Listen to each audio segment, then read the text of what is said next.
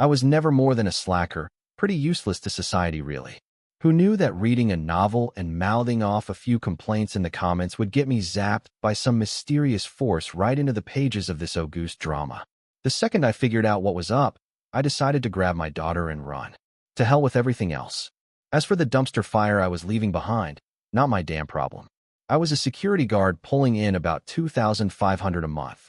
I was perfectly content, one mouth to feed, my own. No dependents, no drama. 8 hours on the clock, then back to my dorm. I never bothered going out. That just wasted money. My evenings were spent sprawled on my bed, scrolling through free ebooks online. Cheapest entertainment there is. But then I stumbled across this one novel. This misery lit, and it just broke me. What kind of garbage was this? The male lead, the supposed hero. One day he's got a perforated stomach, the next he's allergic to mangoes or shellfish, and the day after, he's just standing there while anyone who wants to slaps him around. He's supposed to be getting away from the people hurting him, but no, he has to wait 7 days or give them another chance, or he refuses to sign the divorce papers. I got to that point and just lost all desire to keep reading. It wasn't that I didn't want to subject myself to more trash.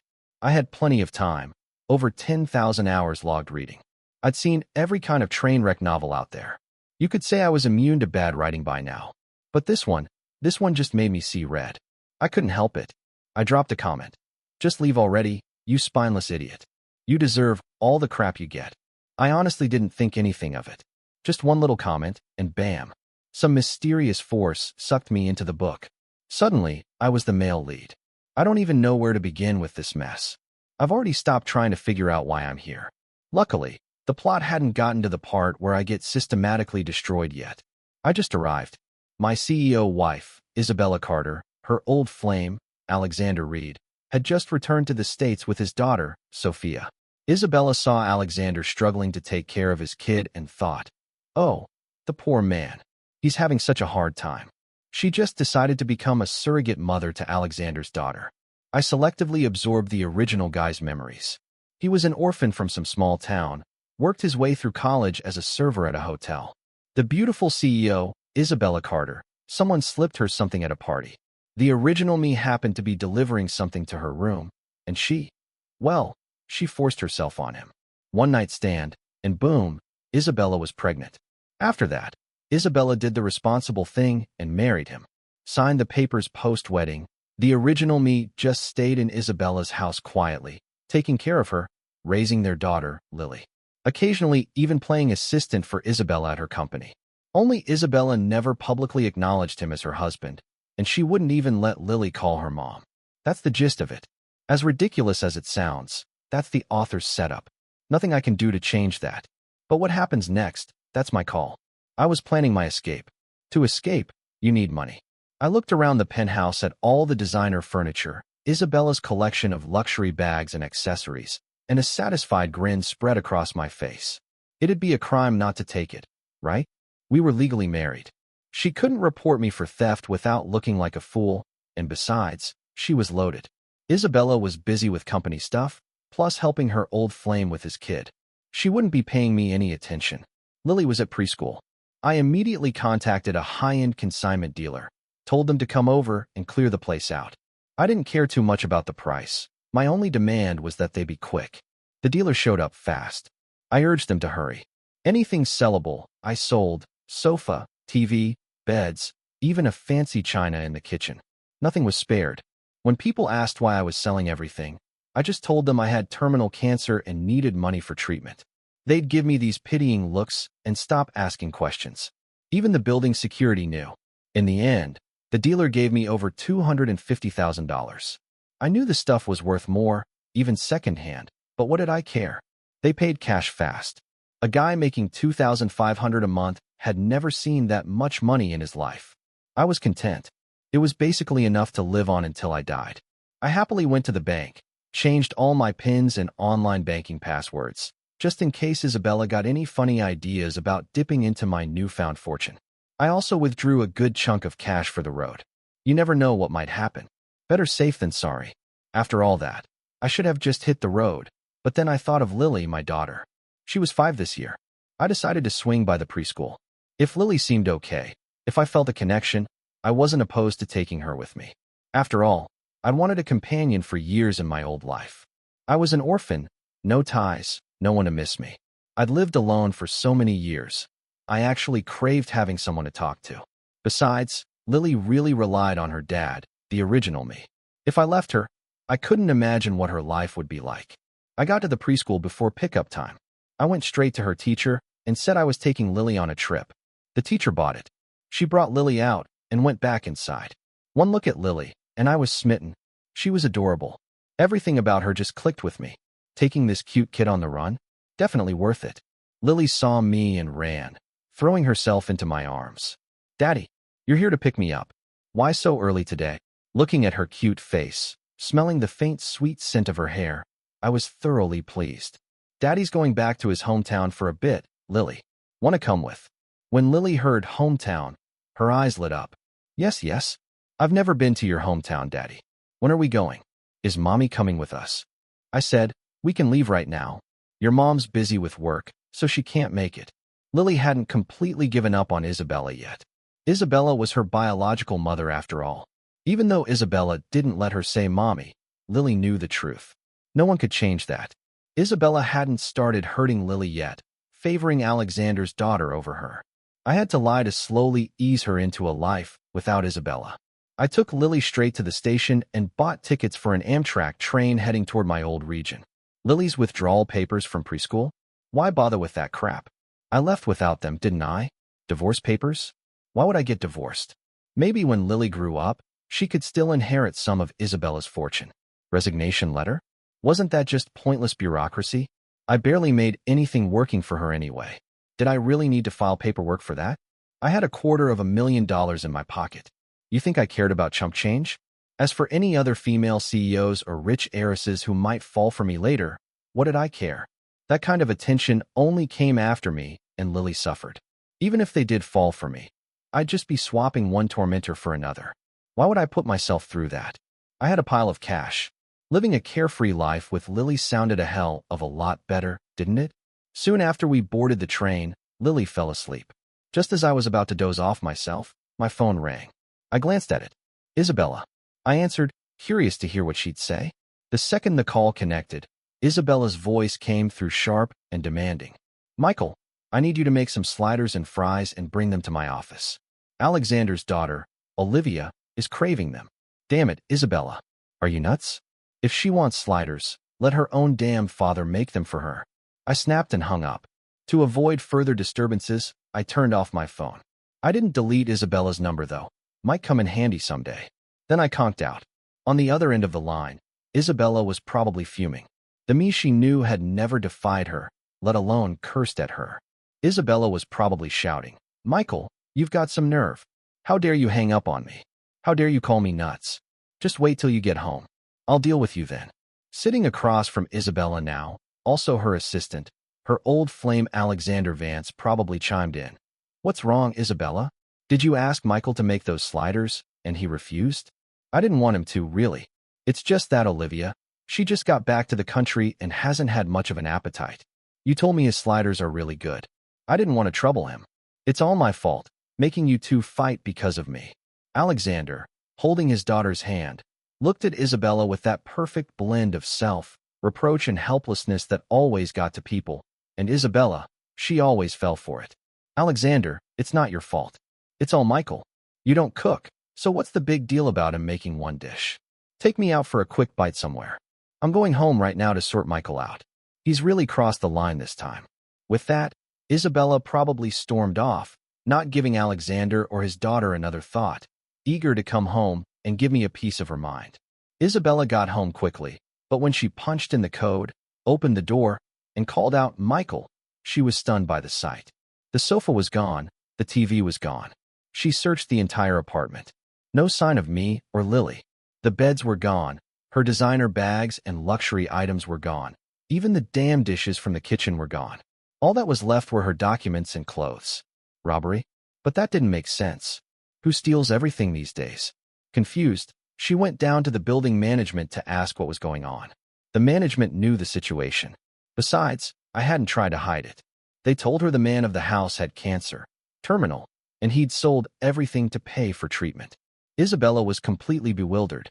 She just called me, and I'd sounded perfectly healthy, full of energy, not like someone with cancer. But she couldn't say anything. She just thanked them and left. Next, she went to Lily's preschool. The teacher told her Lily's father had picked her up to go on a trip. Isabella was furious. She called my phone repeatedly, but it was still off. I was sound asleep. Isabella was out of options. She checked into a hotel. She sat on the hotel bed, numb. She couldn't understand why I would sell everything, why I would take Lily on a trip. I used to tell her everything. Why was she completely in the dark about what I'd done today? She called me, and I dared to yell at her, dared to turn off my phone so she couldn't reach me. She could rack her brain all night and never guess that the Michael she knew had been replaced. Just as she was mulling over these impossibilities, Alexander called. Isabella answered, distracted. What is it, Alexander? Something wrong. Isabella, it's about Olivia. She needs to start preschool soon. I thought Lily's school looked pretty good, but I just got back. I don't really know anyone, and I don't have much money for tuition right now. Could you help me out? Alexander sounded a little desperate over the phone. That's a small thing. Don't worry about it. I'll get Olivia enrolled tomorrow. Anything else? Isabella agreed without a second thought. No, nothing else. It's just, Isabella, you didn't do anything to Michael, did you? He didn't mean to make you angry. Don't take it to heart. I'm sure he'll change. You should be good to him. Even though Michael doesn't have a formal job, he does all the laundry, cooking, and takes care of Lily. He works really hard. Alexander was back at it, his daily routine of slandering me and trying to drive a wedge between me and Isabella. I had no idea what Alexander was saying. If I did, I'd have a few choice words for him. What a piece of work. You haven't even seen the guy, and you could spin a whole drama like this. You missed your calling as a screenwriter. But he was doomed to be disappointed. Isabella hadn't seen me. What was there for me to change? Isabella listened to Alexander's bizarre rambling, not knowing what to say. She couldn't very well tell him I'd sold everything and run off with our daughter on a trip, could she? That would just prove she had no idea where I was, prove she wasn't in control. So Alexander didn't get the reaction he wanted. All he heard was Isabella saying, "Don't worry about that. It's my family business. Just remember to bring Olivia to the preschool early tomorrow. I'll handle her enrollment." They quickly ended the call. Alexander frowned. Something felt off, but he couldn't put his finger on it. It was the first time Isabella hadn't ripped into me over the phone after he'd badmouthed me. If Isabella didn't yell at me, how would our relationship fall apart? And if our relationship didn't fall apart, how would he get his chance with her? He was thoroughly stumped. He decided he needed to up the ante. Isabella put down her phone, gritted her teeth, and dialed my number again. Still no answer. She sent a barrage of threatening texts. Isabella felt like I was slipping from her grasp. She vowed to teach me a lesson I wouldn't forget, to make me understand that without her, I was nothing. The next day, Isabella showed up at the preschool with dark circles under her eyes. Not long after, Alexander arrived with his daughter. Alexander was startled when he saw Isabella's face. He hurried over to her side, concerned. "Isabella, what's wrong? Didn't you sleep well last night?" Isabella was in a terrible mood. My phone was still unreachable, and I hadn't replied to her messages. She waved a hand dismissively. "It's nothing. Just pulled a late night. Let's go get Olivia's paperwork done." Alexander said no more and followed Isabella into the preschool. A CEO's connections are no joke. A few phone calls, and Olivia's enrollment was processed smoothly. Alexander even pulled a sneaky move. While Isabella was handling his daughter's paperwork, he snapped a picture. He captioned it, "Olivia's mom taking her to handle enrollment at XX prestigious academy." Then he posted it to his Facebook feed, visible only to me. Isabella finished Olivia's paperwork quickly and rushed off. The apartment was still empty. She couldn't exactly be homeless, could she? I'd been ruthless in my selling spree, not even leaving her a bed. She had nowhere to sleep. She had to hurry and buy some furniture, or she'd be stuck in a hotel. She could afford a hotel. That wasn't the issue, but Isabella was all about appearances. She couldn't stand the embarrassment. Alexander had wanted to invite Isabella for a meal, to strengthen their bond, but Isabella had no time for that. Disappointed, Alexander took his daughter to handle the remaining errands himself. He even deliberately found out which class Lily was in and begged the teacher to put Olivia in the same class. Also, he could spread some nasty rumors about Lily. As for what rumors, Alexander had already thought them up. He knew everything about me, Isabella, and Lily. He planned to use the fact that Isabella didn't let Lily call her mom to spread rumors that Lily didn't have a mother, hoping to crush her self-esteem. But his plan was doomed to fail. I had no intention of ever sending Lily back to that school. If Lily wasn't there, who was he going to target? Lily wouldn't even hear the rumors. By this time, Lily and I had already taken a couple of different buses and made it back to my old hometown in rural Pennsylvania. My parents died young, which is how I became an orphan, but it's not like I never had them. So the old family house was still there in my name. Using the memories I'd inherited, Lily and I stood in front of it. The lock I'd put on the door when I left years ago was still hanging there. I'd long since forgotten where the key was. I found a brick and smashed the lock open in a couple of tries. I went inside to take a look. The yard was overgrown with weeds, but the house itself was still in decent shape. It was a bit dirty inside, but with some cleaning, it would be perfectly livable. A wave of relief washed over me. Livable was good enough. I wasn't asking for much. I took Lily out to find some help. Sure, I could clean it up myself, but it would take a while. Besides, now that I was back in a small town, it was important to get along with the neighbors. I bought a case of beer and started asking around. Some folks I recognized, some I didn't. The ones I didn't know, I just called sir or ma'am. The neighbors were pretty obliging when I told them I needed help cleaning up the house and planned to stay for good. They all agreed. I bought a ton of food and drinks. The neighbors, in good spirits, didn't take long at all to help me get the house in order. After it was done, I treated them all to dinner at the local diner. After a few beers, I was friendly with everyone. They knew who I was now, not some outsider. They told me to just ask if I ever needed anything. They'd help if they could. I smiled and thanked them. By the time dinner was over, it was dark. Lily and I went back home to sleep. Lily had spent the whole day fascinated by everything in the countryside, chasing dogs, then chickens.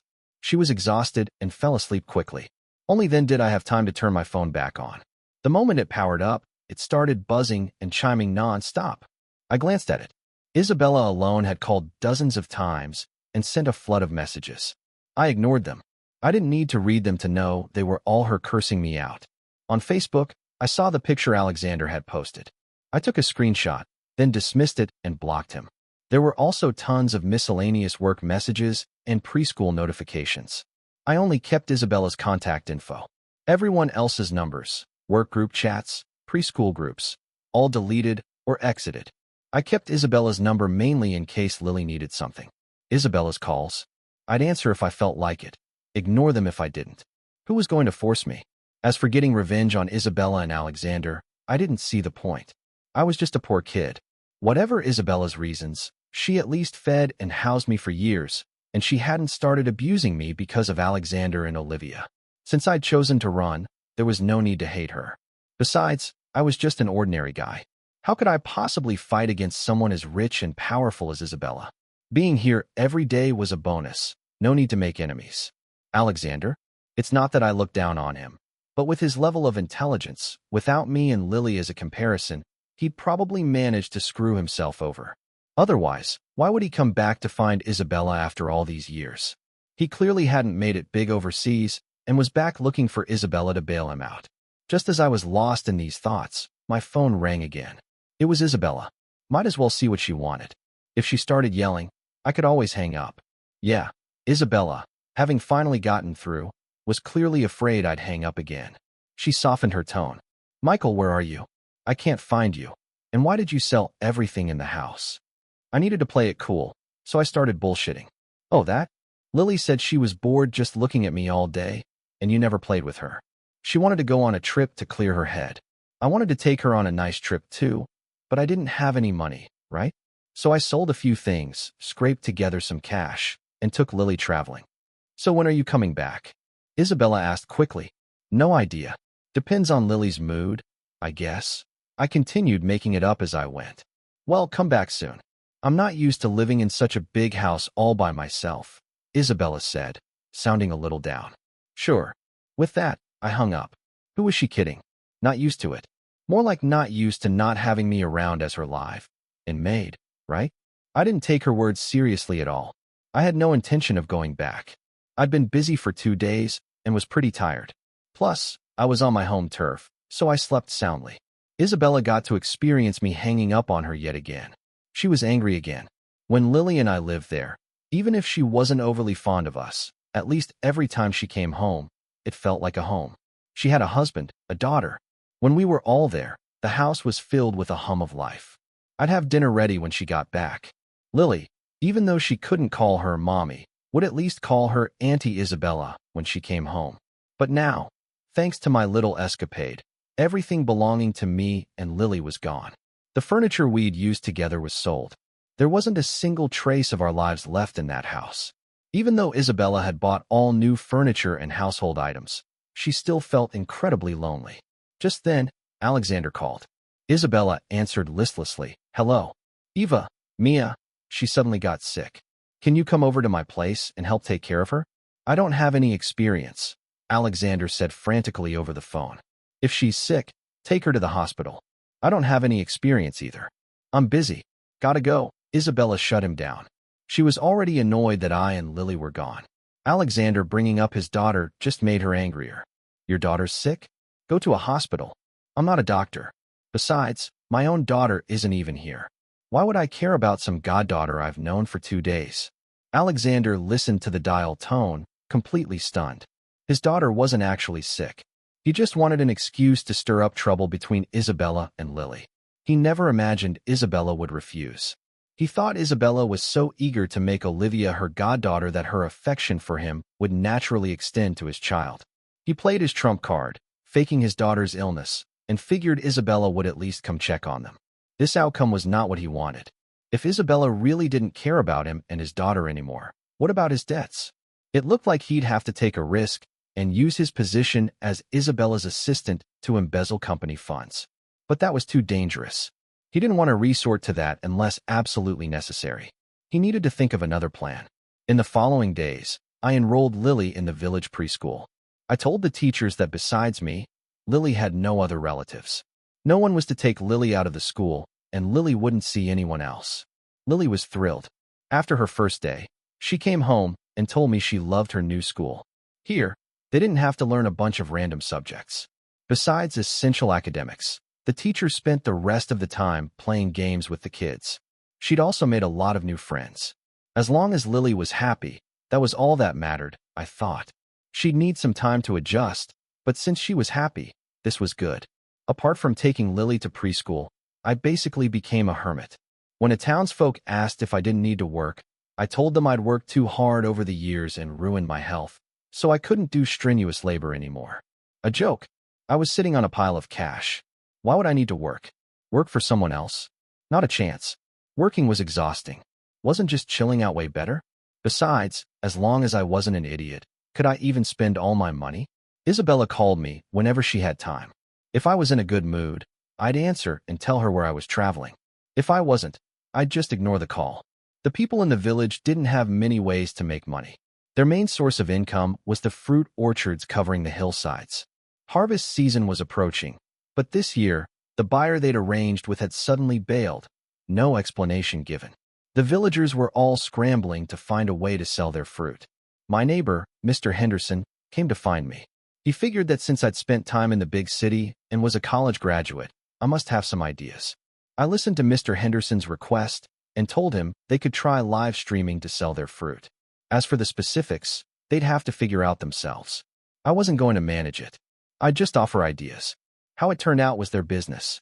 Mr. Henderson thought my idea was feasible and left my house in high spirits to discuss the details with the others. I enjoyed a few more peaceful days.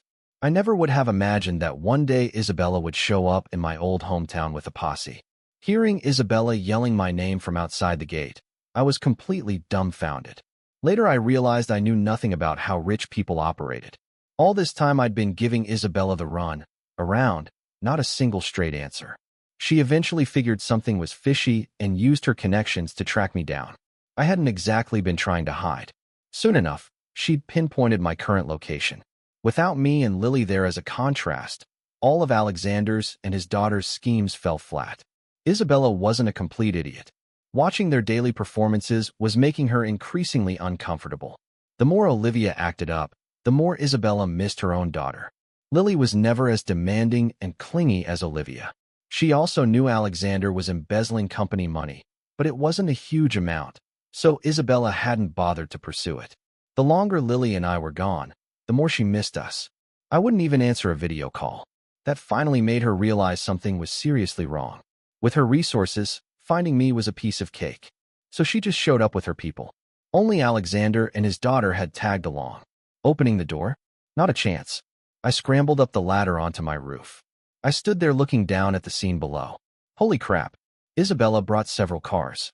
She was banging on the gate, and a crowd of neighbors had gathered to watch the commotion.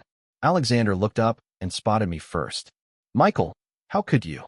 No way was I letting that bastard Alexander speak. If he opened his mouth, I was guaranteed to suffer, no doubt about it. I quickly yelled, Alexander Vance, I've already hidden myself away. Wouldn't it be better for you to just stay in New York City? Why chase me all the way out here? Since you won't leave me alone then, I won't be polite. Before Isabella or Alexander could say anything else, I shouted again, Mr. Henderson and all you folks, you hold back the others, and that son of a bitch who was just talking. I want you to beat the crap out of him. Break his legs, even better. I promise you, I'll help you live stream and sell your fruit. I guarantee I'll sell every last piece of fruit in this village. I knew asking them to rough someone up wasn't a big deal for country folk, but to get rid of Alexander's meddling, I needed something drastic. Mr. Henderson and the others had tried live streaming, but it hadn't gone well. He'd been begging me for help, but I hadn't agreed.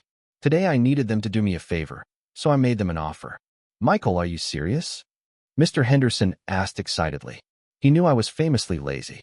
The fact that I was actually agreeing now was a bit hard for him to believe. He needed confirmation. Absolutely. I guarantee it, I said, my voice firm. Then I'm relieved. All right, everyone, let's get this bastard. Mr. Henderson yelled, then motioned for the neighbors to get to work. Isabella's people saw she wasn't saying anything, so they stayed out of it. Soon Alexander was beaten to a pulp, one of his legs clearly broken. Mr. Henderson, afraid they might actually kill him, told everyone to stop. I shouted again, Mr. Henderson, call an ambulance for him. Get him far away from here, and don't let him talk. I'll cover all the expenses. The neighbors quickly carried Alexander off, his daughter crying and chasing after them. I was genuinely terrified of Alexander speaking. I believe it if you told me his words could conjure demons or something. Better to get him out of sight before anything else. It all happened so fast. Isabella hadn't even processed it before it was over. What surprised even her was that watching Alexander get beaten, even seeing his leg broken, didn't stir much emotion in her right now. She only cared about Lily and what I was thinking. Why had I lied to her? Where was Lily? That was her main concern. Only then did I look at Isabella. This was the first time I'd seen her in person. She was indeed breathtakingly beautiful. No wonder the original me had willingly stayed by her side for so many years without recognition or status. But I wasn't the original me. I looked at Isabella and said, Isabella Carter, what are you doing here? Hearing my question, Isabella immediately became agitated. You're my husband. Lily is my daughter. What do you think I'm doing here? The neighbors gasped hearing Isabella's words. He has a wife? A wife this beautiful? They'd all assumed Lily was adopted. The people Isabella brought were also shocked. They knew me, knew I'd been Isabella's assistant, but they never would have guessed I was their CEO's husband or that we had a child. I wasn't about to agree with her. I shot back. All these years, Isabella Carter, have you ever once treated me like your husband? You wouldn't even let Lily call you mommy. How dare you say Lily is your daughter? Have you ever cared for her? Have you ever taken care of her? Don't you already have a daughter who calls you mommy? What are you doing here looking for us? The crowd below looked like they'd just stumbled upon some prime gossip. Isabella hadn't expected me to air all this dirty laundry in public. Her confidence immediately deflated. I just saw Alexander, a grown man struggling to take care of his daughter, and I wanted to help him. As for your status in Lily's life, I can fix that immediately. Just come home with me and Lily. How could I possibly believe her? Isabella, that's easy for you to say. Who was it that ditched me and Lily on her birthday to rush off to the airport to pick up Alexander Reed? Don't think I don't know. Alexander is your old flame. You're still hoping to get back together with him. You even let his daughter call you mommy, something your own daughter never got to do. After all that, if Lily and I didn't run, were we supposed to just sit around and wait for you to cheat on me? Isabella became frantic. That's not true. Don't imagine things. Alexander and I dated, yes, but then he went abroad. I'm married to you. We have Lily. This time after you and Lily left, I missed you both terribly. I've barely looked after his child since. What more do you want from me? Just come home. If you're still worried, I'll send Alexander to prison. He embezzled company funds.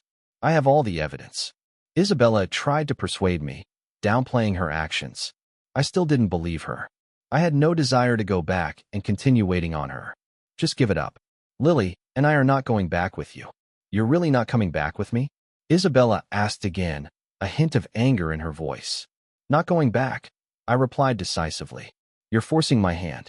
Don't blame me then, Isabella said, gritting her teeth. Nice try, lady. I want nothing. I fear nothing. What are you going to do to me, Isabella? This is my turf. However, something completely unexpected happened. Isabella played dirty. She went straight for the jugular, a full-on personal attack. I watched as Isabella fiercely pinched her own thigh a few times, hard enough to squeeze out a few tears.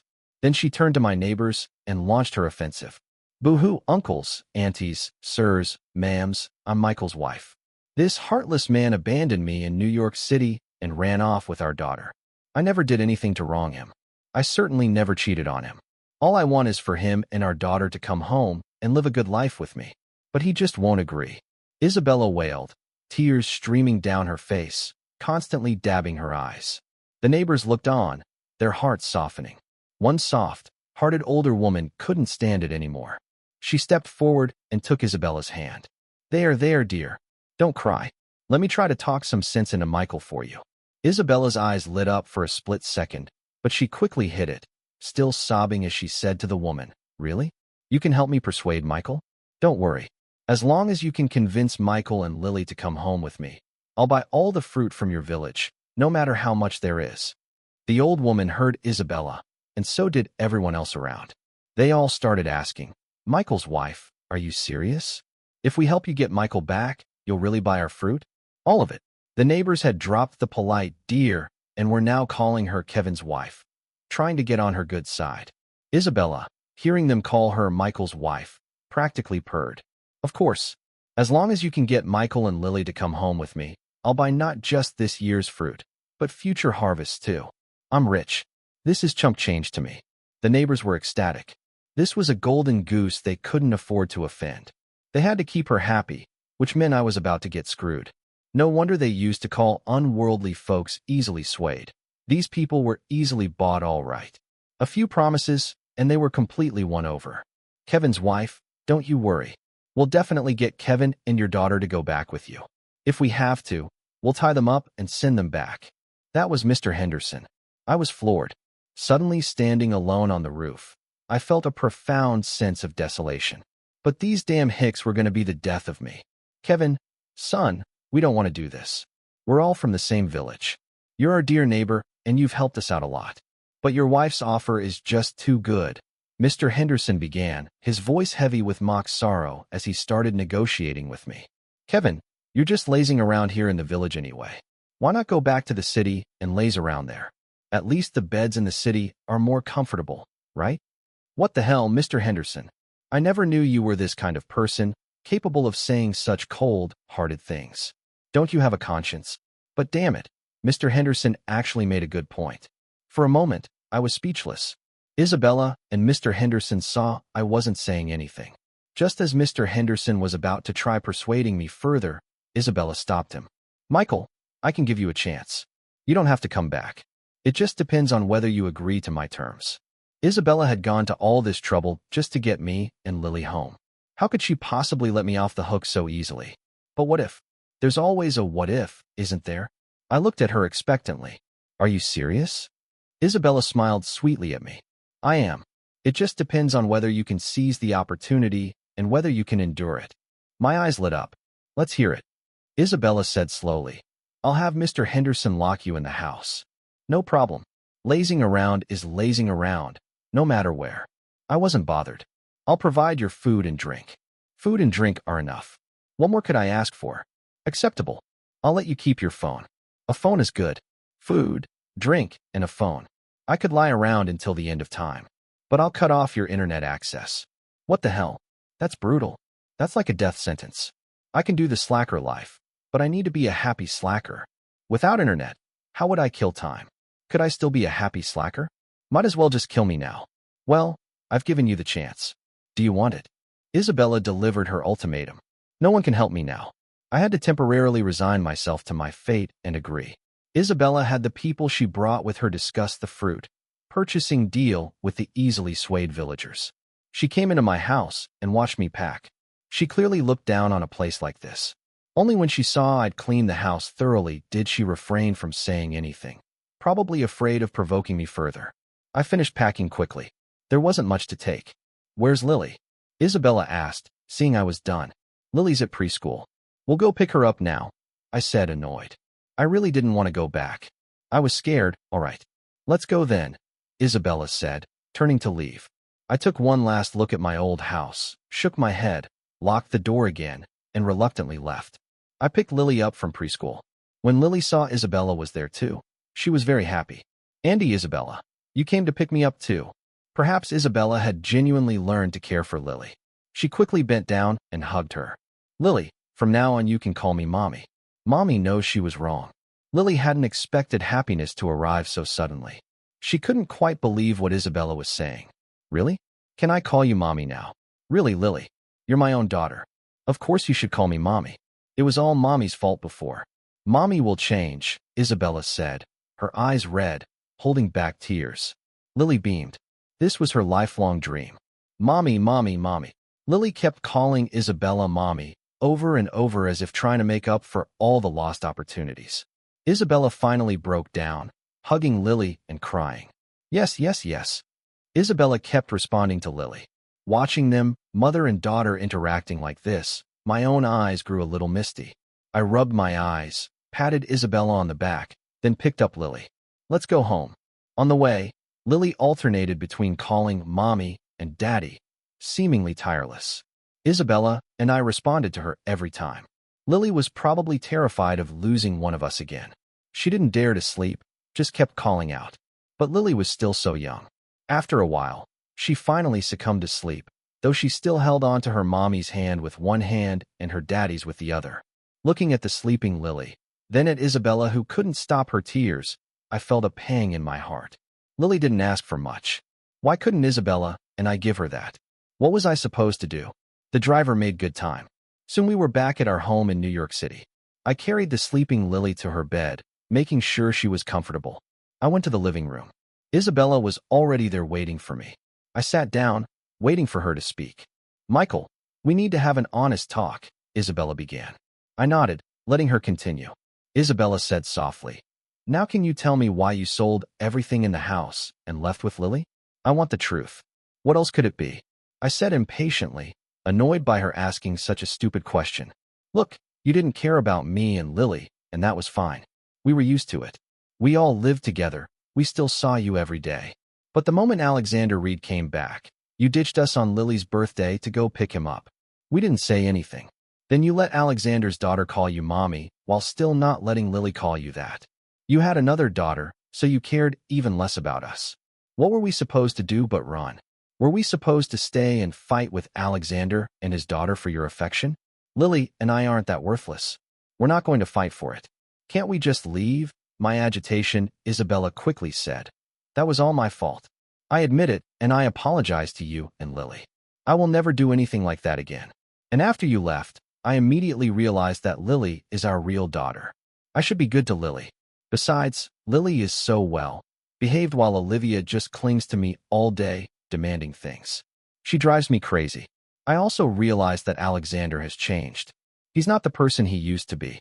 He even embezzled money from my company. I didn't want to hear it. Being good to someone isn't about words, it's about actions. What are you actually going to do? Isabella thought for a moment. I'll pick Lily up from preschool every day. In the evenings, I'll play with her, read her stories, draw with her. On weekends, I'll take her to amusement parks. I'll start with that. If I think of more later, I'll add it. Hearing that, I was somewhat satisfied but still a little uneasy. What about Alexander and his daughter?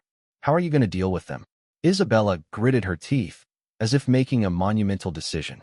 I won't see them again. I'll hand over the evidence of Alexander embezzling company funds to the police. Once he's recovered, let him go to jail. As for his daughter, let the police handle her too. Whether she goes to relatives or a foster home, I won't be involved anymore. What do you think of that? I was afraid of more surprises. Then you need to write a guarantee. And Alexander's leg, don't let it heal properly. He needs to be disabled at least enough so he can't run. I'm worried he'll try to escape prison. That kind of thing isn't too difficult for you, is it? Fine. I can agree to all of that, Isabella said readily. I don't care what you say. I need to see what you do, I said, not easily convinced. Also, from now on, I'm not cooking or doing housework anymore. I might not even go out to work again. Do you agree to that? Isabella smiled. I'll make sure you're satisfied. You don't have to cook or do chores. Do it if you feel like it, don't if you don't. And you don't have to work. I'll look into how you've been living these past few days. If you can lie down, you absolutely will not stand. I can cook too. From now on, I'll cook for you and Lily. If I really can't, we'll hire someone. I have plenty of money. As long as you and Lily stay by my side. These days, without you, I really haven't been myself. I don't even know what I need so much money for. I cut her off. No matter what you say now, I'm gonna watch what you do. If you still don't satisfy me and Lily, I'll take her and run again. But this time, it won't just be running. I'll wait until Lily is grown, and then I'll come back and drag you to hell. Isabella knew I was just a broke kid from a small town, but seeing the look in my eyes now, she felt a sudden chill. She believed that the current me wasn't just talking. I really might have the ability to drag her to hell. With that, I went back to my room to rest. And you know what? Mr. Henderson was right. Damn, that old coot hit the nail on the head. The beds in the city really are more comfortable than the ones back home. For the next few days, apart from occasionally bonding with Lily, I did absolutely nothing. Isabella kept her promises. She not only wrote a formal guarantee, but also sent Alexander to prison. Alexander's daughter was placed in foster care by social services. Alexander's life was pretty much over. His leg was permanently crippled, and he was drowning in debt. He was in for a world of hurt. Most days, Isabella did the cooking. Only when she was extremely busy would she order takeout. She handled almost all the housework. These were also Lily's happiest days. Every day, her mom took her to and from preschool.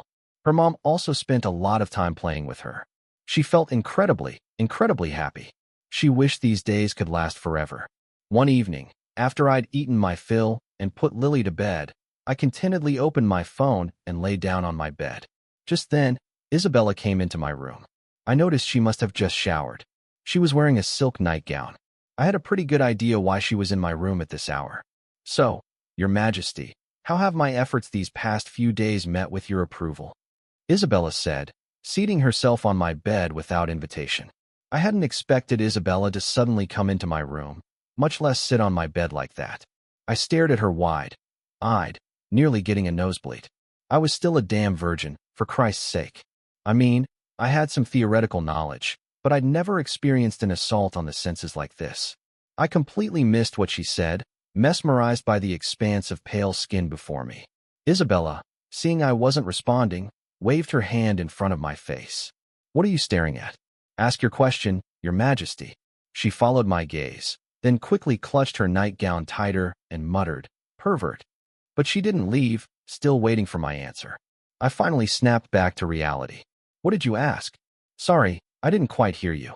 Isabella's face immediately flushed. Hi. I just wanted to ask if you were satisfied with what I've been doing these past few days.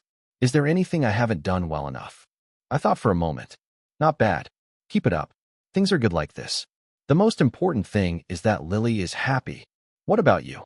What do you think of how I've been treating you? Isabella pressed me. You've actually been pretty good to me lately. It's just... I was about to continue, but Isabella cut me off. I know I was bad to you before. It's understandable that you're upset and angry with me. I used to think you were just after my money, but you never thought that way. You just wholeheartedly took care of me and our daughter while I always treated you both coldly. That was my fault. But after you left, I realized how much I really need you both. I realized how terribly wrong I was. I chose to marry you and have a child for my own reasons, and then I didn't treat you well. That was my mistake. Seeing other people with their husbands and daughters, those warm family scenes, I envied them. I have a husband and a daughter too. Why couldn't I be happy? I thought about it for a long time, and I decided I can't live a good life without you. When I called you, you were always so dismissive. It took me a long time to realize something was wrong, and then I investigated your whereabouts. When I found you, I realized you'd left because you were so disappointed in me. That's why you lied to me. So I brought people to your hometown and did everything I could to bring you back. I want to cherish what I have. Alexander and his daughter, what do they matter? They're not what I need. Michael, I've told you everything I wanted to say. Do you have any desires for the future? I'll fulfill them. Hearing Isabella say so much, it seemed her perspective had somewhat normalized. What desires could I have? As long as Lily is raised well, that's enough. I'll help take care of raising Lily too. I mean, do you have any ambitions? Isabella continued to ask. I was a bit confused. What ambitions could I have? I don't have any right now. All I want is to be able to lie around comfortably. Isabella got agitated. How can you only think about slacking off? Shouldn't you have some loftier ideals? I said slowly. My highest ambition right now is to slack off. Is there a problem with that? Isabella suddenly looked a little uncomfortable. Haven't you ever thought about, carrying on a family line, having a son or something? I was momentarily stunned. I haven't thought about it. Besides, I can't exactly. I'm willing. I'm willing to have a son for you. Isabella blurted out before I could finish, perhaps wanting to compensate for all her years of neglect. I looked at her incredulously. Really? Isabella nodded. Then, as if mustering her resolve, slowly slipped off her nightgown and threw herself into my arms.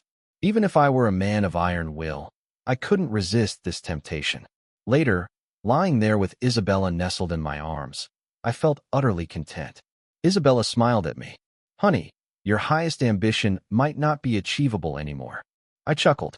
How could that be? My demands aren't high. As long as I have food and drink, I can slack off. Besides, you're so rich. I don't even have a choice but to slack off. A cunning glint appeared in Isabella's eyes. Well, since you chose to have a son, if I give you one, wouldn't that mean I can't work for at least a year, maybe more? And you wouldn't want to just abandon such a big company, would you? So wouldn't you have to manage the company? And if so, wouldn't that mean you can't slack off anymore? Holy crap. What Isabella said was very likely true. Was my life of blissful inactivity over just like that? Thinking of this, I smacked myself hard on the forehead. Damn, I was careless. Why couldn't I resist a little temptation? Now my slacker days were gone.